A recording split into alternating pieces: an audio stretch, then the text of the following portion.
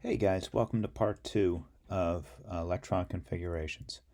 So let me just review a couple of things that we talked about the first time around. Remember I said atoms analyzed more carefully? The first thing when we describe where an electron is the major energy level, and there are 7 of those. Those energy levels go 1, 2, 3, 4, 5, 6, and 7. And then we move on to sublevels. Then the question is, well, how many sublevels does each major energy level have? Well, that changes. Each major energy level has n number of sublevels. That means if n equals 3, if I'm talking about the third main energy level, then there are 3 sublevels. And those sublevels are S, P, and D. And we talked about that down here, 3s, 3p, and 3d. Okay. Then we talk about the orbitals. Now the orbitals are when you divide sublevels down even further. Now the s sublevel only has one orbital, so there is no other division. And if I were to show you what that looks like, I would use just a straight line like this, like that could be the 1s orbital like that. And I could even show you with 2 electrons. One would face up like that, and the other one would face down like that. And that's when we got to the spin. The spin is how the electrons are arranged. So the electrons either spin 1 plus 1/2 one up, or plus or minus 1/2 pointing down. And you can never have 2 electrons pointing in the same direction. No 2 positives or no 2 negatives in the same orbital. Just doesn't work like that. So let's get back to this, the diagonal rule. The diagonal rule is a very simple pattern that helps us remember the pattern of how electrons fill the major energy levels and the sublevels. So you see here, this big 1 right here that says start here, that is the major energy level 1. And there is only one sublevel with that, and that is S. And that can hold 2 electrons. So that's what that means. So if I'm looking at calcium here, I always start here with the 1s. Calcium has 20 electrons. That's what the Z stands for, the number of protons or number of electrons if it is a neutral atom. So if I'm trying to write down the electron configuration for calcium to show you where all the electrons are in calcium, it's the same pattern that all elements have for their electrons. I would start off with this part right here. I would go 1, 1s, 2. Okay, the 1 right here means the major energy level, the S means sublevel, and the 2 is the maximum number of electrons that can fit in that sublevel, which is 2 for S. Then notice that I follow the arrow, it comes down, I go back up, and I go to the 2s. So I continue on here and go 2s, and then again it's 2 electrons. So now I have a total of 4 electrons that I've shown you. That means I have 16 more to go. All I did was take 20 minus the electrons that are here as superscripts. Okay, so I got the major energy levels are the big numbers. Right here for the 1 here for the S and the 2 here for the S. That means that I go back up to the top. Now notice that I'm in green here. So I go here to my green. I go to green, and then I do, notice it says 2, so that's the major energy level, and 2 is P, and P can hold a maximum of 6.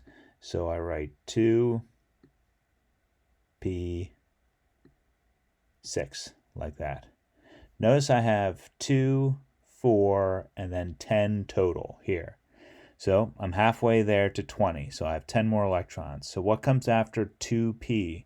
Then I go down here, I drop down here to the black, to 3s. So it looks like 3s2,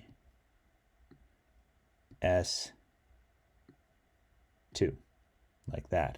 Now, where do I go after 3s2? I come back up, and look what comes next. I go right there to the 3p.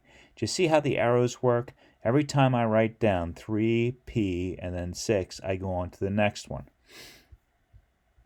When I get down to the black numbers, then the black numbers tell me I have to go back up to the top and then start diagonally down again. That's actually why this is called the diagonal rule. So after 3s2, I got 3p6. Now, so far I have 2 plus 2 is 4, plus 6 is 10, plus 2 is 12, plus 6 is 18. I only need 2 more electrons, so I can stop at 20. Once I stop at 20, I will have the full electron configuration for every calcium atom. So what comes after 3p6? I come down here to 4, and it's 4s2. So that's black again. So let me go switch back to black. So I go 4 S2. That's a pretty ugly 2. Okay, good enough.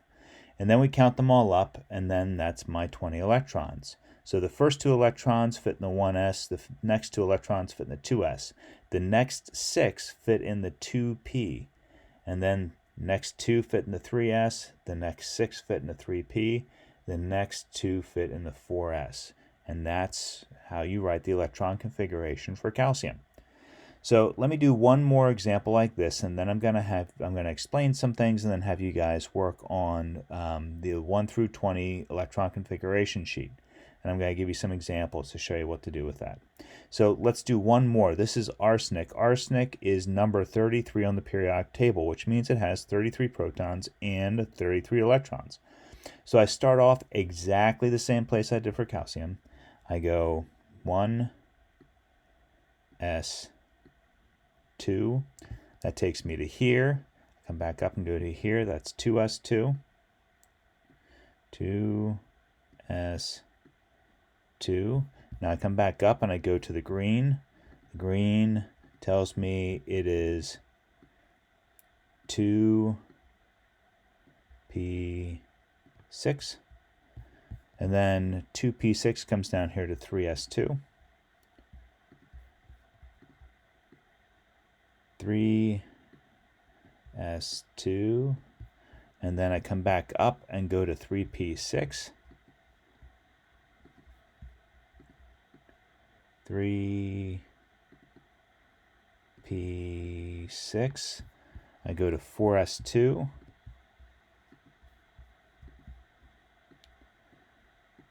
okay, here's where I left off at calcium, but notice now, so if I got here to calcium, where calcium is, that means I have 20 electrons. So that means I have 13 more electrons to go. Well, this actually gets a little bit easier, and here's why. When I keep going at 4s2, I come back up and look what comes next. That's a 3, and that's in the D column, and that can have a maximum of 10 electrons. So we're going to make this go pretty quickly. So look what happens. I'm going to come down here. I'm going to continue on down here where I have more room. I got 3, oops, that should not be red. Let me fix that. That should be, nope, that should not be green. It should be red. So I go 3D10.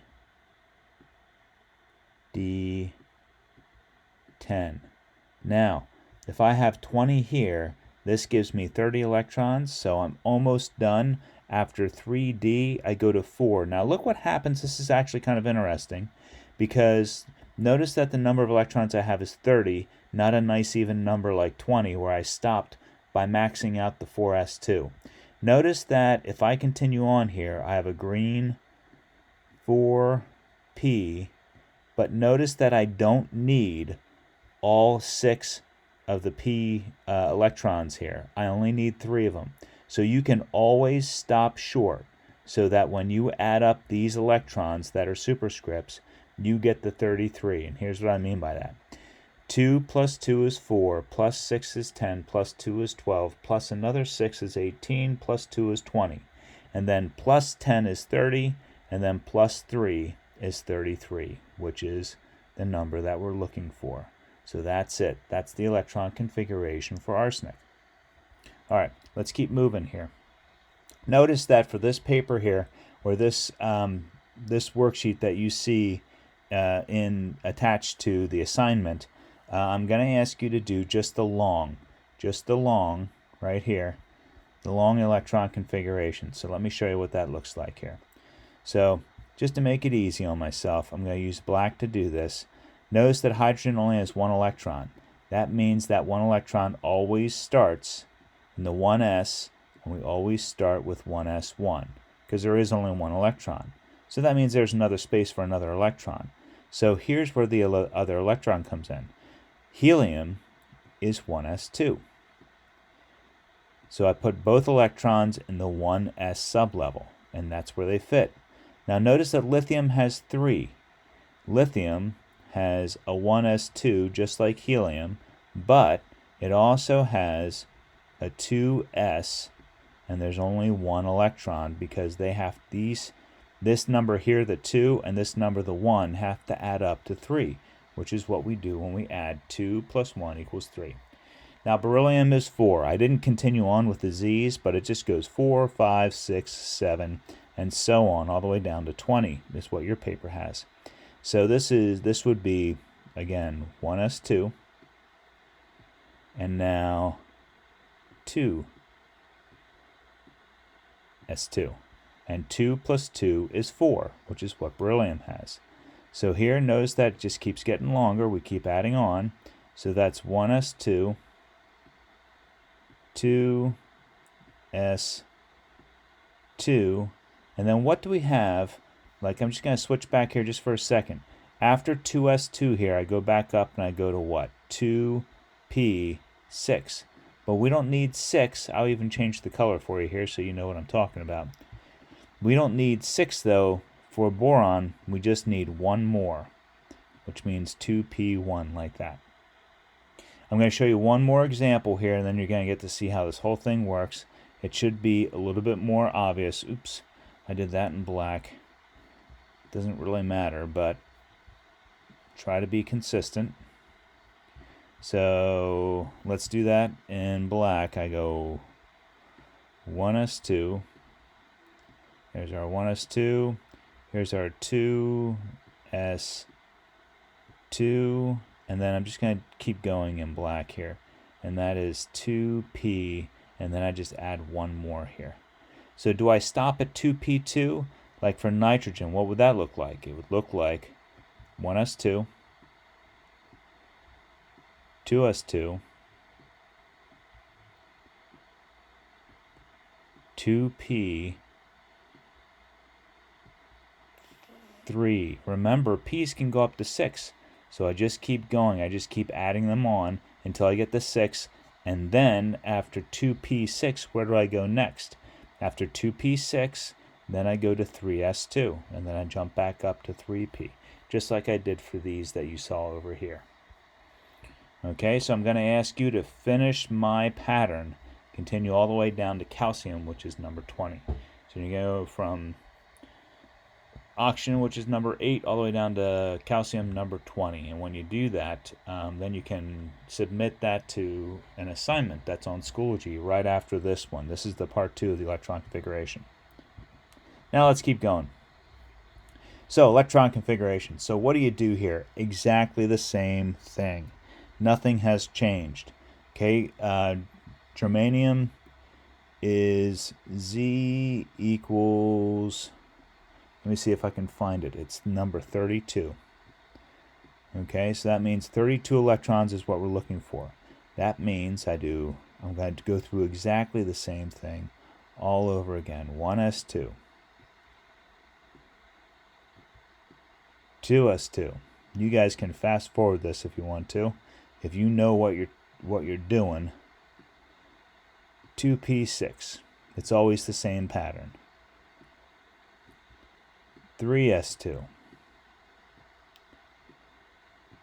3p6. 4s2. And then, that's an ugly 3. I'm going to change that. That's ugly there too. That should be 4s2. So 4s2, 3d10, and then 4p2. Now let's add them up. 2 electrons plus 10 is 12, plus 2 is 14, plus 6 is 20, plus 2 is 22, 28, 30, 32. 32 electrons, that's what we're looking at. Okay, so if you follow the diagonal rule, you could answer all of these. I'm not going to spend time to do that now, though. I think I'm going to stop here. Take a look at this periodic table. Okay, I am going to say something about this. Take a look at this periodic table. The only thing that's different about this periodic table is the helium is all the way over here next to hydrogen instead of on top of neon. The reason why they do that for this periodic table is to show you. Helium is, the electron configuration for helium is just one term, it's 1s2. For hydrogen, it's 1s1. So on this column right here, the electron configuration ends in an S1. Over here, it ends in an S2. Now we jump from 1s2 down here to 2s2. Notice that when I said that there are 7 major energy levels, every periodic table has 7 periods or horizontal rows going across.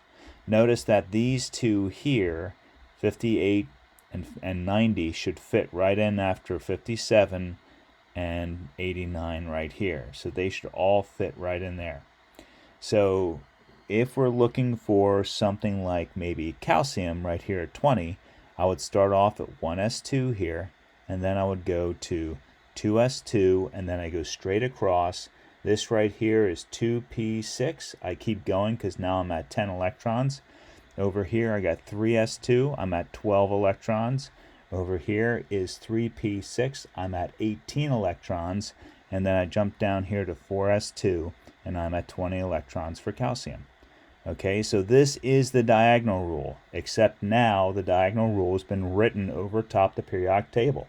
So you do exactly the same thing. 1s2 goes here, 2s2 goes here, 2p6, 3s2, 3p6, 4s2, and then 3d10 goes here, and 4p6 goes here. Okay, you just keep going. So wherever you go, remember we did arsenic? Arsenic is number 33. If you remember, we did 4s2, 3d10, and then 4p3, and we stopped right here because it's 1, 2, 3 places over in what we call the p block. So this right here is the p block for the periodic table. This right here is the s block. What makes this the s block? Remember, s can hold 2 electrons. Here are 2 electrons, okay? 2 blocks. Here, p holds 6 electrons. Here are 6 electrons, okay? 6 elements.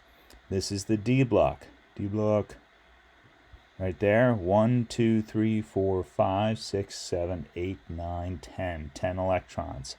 F block right down here. And that's because we got 14 across here. 1, 2, 3, 4, 5, 6, 7, 8, 9, 10, 11, 12, 13, 14. And that's why we call it the F block. So I know that something like uranium right here would end in 5F3 right there. 5F3. Okay? All right. So we got, let me just see what other things we have to do here. See, here it tells us, like, if we do chlorine, take a look. I go 1s2, that's the 1s2 right there. I go 2s2, that's the 2s2 right there. I go 2p6 comes next, that's right there. 3s2 right there, and then 3p. Now look where chlorine is. Chlorine is 1, 2, 3, 4, 5 elements over in the p block, which is where this 5 comes from. Now take a look at the shortcut. Okay, the shortcut is when we, instead of writing all of this stuff out, we take a look and you see that the element that ends in 2p6 is this one right here. Neon ends in 2p6. So what we do is we put the symbol for neon, and you can only use noble gases for this, by the way, just this row of 6 elements. And inside here is neon's electron configuration, so instead of writing it all out, We put neon, the symbol here, and then we continue from neon, which means that I start back here at the beginning of the period, and I go 3S2 and then 3P5. And we will practice that a lot more because that is confusing when you first start to do it. Okay, that's good for now. Show me the notes up to these, up to these notes here, and that will be good. And then I'll have to do maybe a third part to this. All right, guys, have a good evening.